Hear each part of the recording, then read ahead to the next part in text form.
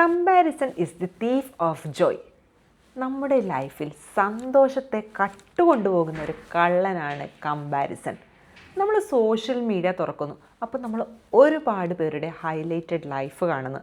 അത് നമ്മുടെ റിയൽ ലൈഫായിട്ട് നമ്മൾ കമ്പയർ ചെയ്യും. യഥാർത്ഥത്തിൽ നമ്മൾ അവരുടെ സ്ട്രഗിൾസ് കാണുന്നില്ല, അവരുടെ പെയിൻ കാണുന്നില്ല. അവർ ഹൈലൈറ്റ് ചെയ്ത ലൈഫ് മാത്രമാണ് നമ്മൾ കാണുന്നത്. അത് കാണുമ്പോൾ നമ്മുടെ കോൺഫിഡൻസ് കുറഞ്ഞേക്കാം, നമ്മുടെ സമാധാനം നഷ്ടമാകേക്കാം, നമ്മുടെ സന്തോഷം തന്നെ കുറഞ്ഞേക്കാം.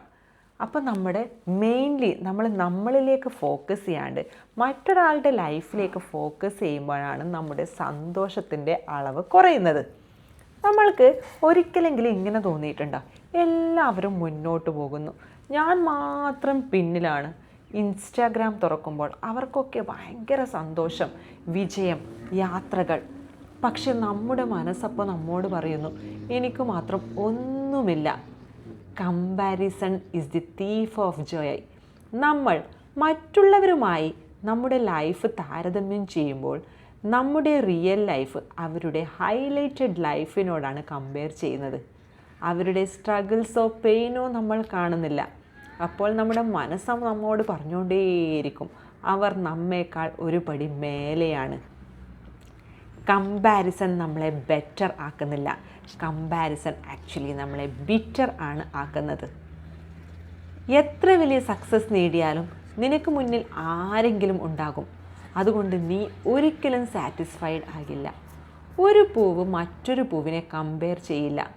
ഒരു റോസാ പുഷ്പം സൺഫ്ലവറിനെ പോലെ ആകാൻ ശ്രമിക്കില്ല. എന്നാൽ രണ്ടും ബ്യൂട്ടിഫുൾ ആണ്. അതുകൊണ്ട് നമ്മൾ എന്തിനാണ് നമ്മുടെ ലൈഫ് മറ്റൊരാളുടെ ലൈഫുമായിട്ട് കമ്പയർ ചെയ്തുകൊണ്ടേയിരിക്കുന്നത്? എൻ്റെ മക്കൾ രണ്ടുപേരും ഒരു മേശയുടെ ചുറ്റുമിരുന്ന് വരക്കുകയായിരുന്നു. അപ്പോൾ ഇളയ മോൾ നന്നായി വരച്ചു. അപ്പോൾ അവൾ എൻജോയ് ചെയ്ത് വരക്കുകയായിരുന്നു. തൊട്ടടുത്ത് തൻ്റെ ചേച്ചി വരക്കുന്നത് കണ്ട് അവളുടെ ചിത്രത്തിലേക്ക് നോക്കി. അത് കണ്ട് കൂടുതൽ അവളുടെ ചിത്രം ഭംഗിയാക്കാൻ ശ്രമിച്ചു. അവസാനം അവൾ വരച്ച ചിത്രം പോലും കുളമായി എന്ന് പറയാം. അപ്പോൾ അവളുടെ അച്ഛൻ വന്നിട്ട് പറഞ്ഞു, നീ നന്നായി വരച്ചിരുന്നു, പക്ഷേ നീ ഏത് നിമിഷം നിൻ്റെ ആ ഒരു പിക്ചർ നിൻ്റെ സഹോദരിയുടെ ചിത്രമായി കമ്പയർ ചെയ്തു, ആ ഒരു നിമിഷം മുതൽ നിൻ്റെ ചിത്രം വളരെ മോശമായി എന്ന്.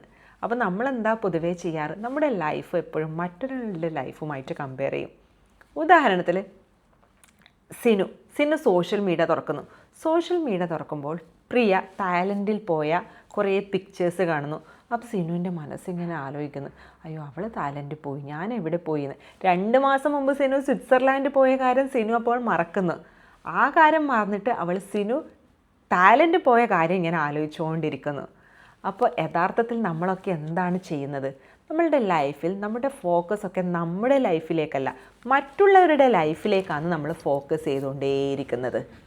ജീവിതത്തിലെ 90% പ്രശ്നങ്ങളും ഉണ്ടാകുന്നത് നമ്മളിൽ ഫോക്കസ് ചെയ്യാത്തത് കൊണ്ടാണ്.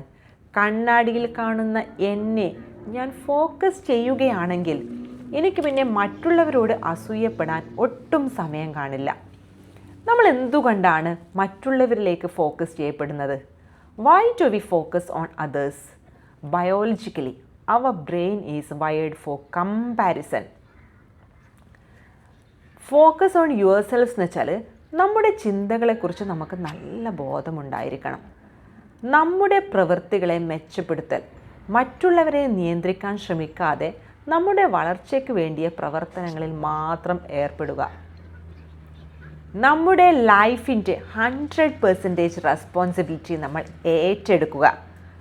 ഒരു വിക്ടിം മെൻറ്റാലിറ്റിയിലേക്ക് പോകാതെ നമ്മുടെ സന്തോഷത്തിൻ്റെ ഉത്തരവാദിത്വം സ്വയം നമ്മൾ ഏറ്റെടുക്കാൻ നമ്മൾ തയ്യാറാണ്.